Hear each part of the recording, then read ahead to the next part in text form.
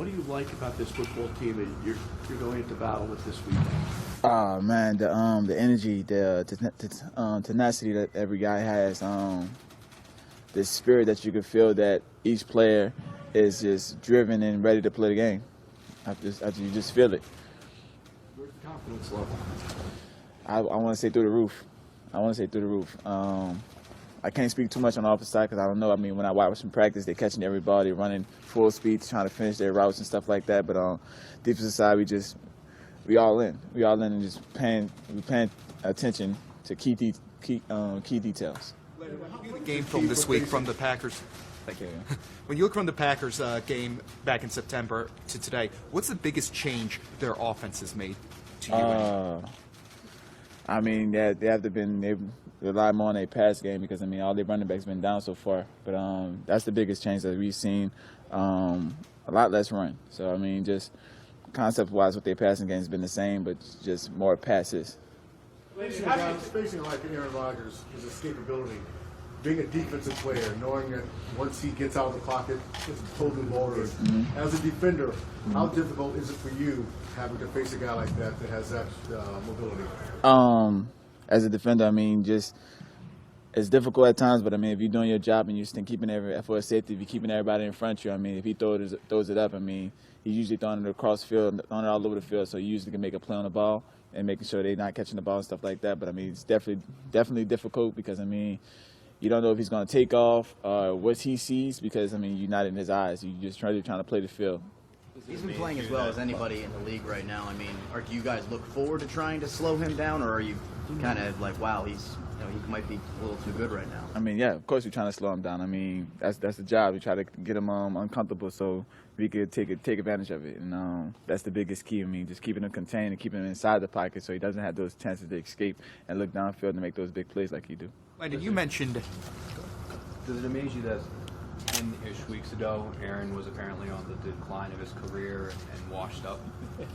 No, I mean that's a Hall of Fame quarterback, future Hall of Fame quarterback. I mean, everybody have their down games, everybody have their issues. I mean, they had a lot of guys down, like I said prior. I mean, but I mean they all found a way to get back into it, and he proved everybody wrong.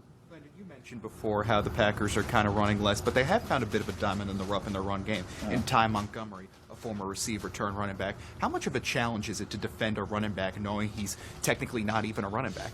Man, you hit him. I mean, at the end of the day, he's a former receiver. He's known to be a receiver.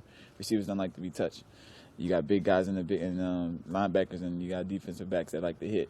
So he's gonna have to suck it up if he's gonna touch the ball.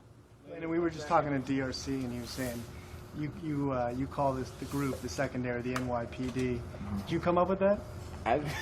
He said I came up with that. He said you're the one that likes to call you guys. I didn't know if you came up with Nah, that. I didn't come up with that.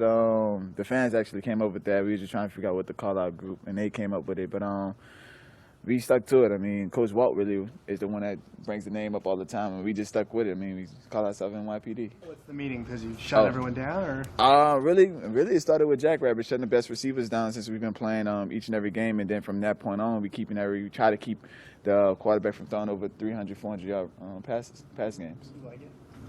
It's cool. Yeah, I like it. But it's going to be, they say 9 degrees next week.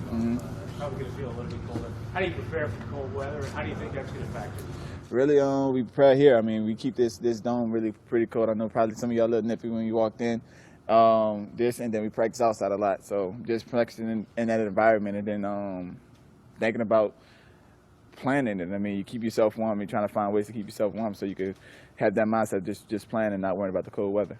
You got a chance to partake in a different kind of football playoff in college. You know, in partaking in Alabama's dynasty right now, the active dynasty, as a matter of fact. Sure. Do you think that gives you a bit of an advantage to help you prepare for this type of playoff now?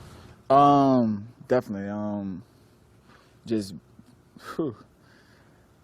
I would say definitely because I mean just the way we went mentally throughout that program, and it was a little tougher then because I mean you going with Saban, you going full pads the whole time.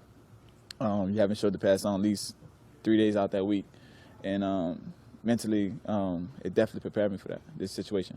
Talking about Alabama, I mean, you've not only had a big year, but so has Clinton. Alex. Yeah. I mean, you guys are close, or Yeah, we very close. We like brothers. That's my boy. We train together. We would almost do about everything together. We have the same agent. I don't mean we do everything. That's my boy.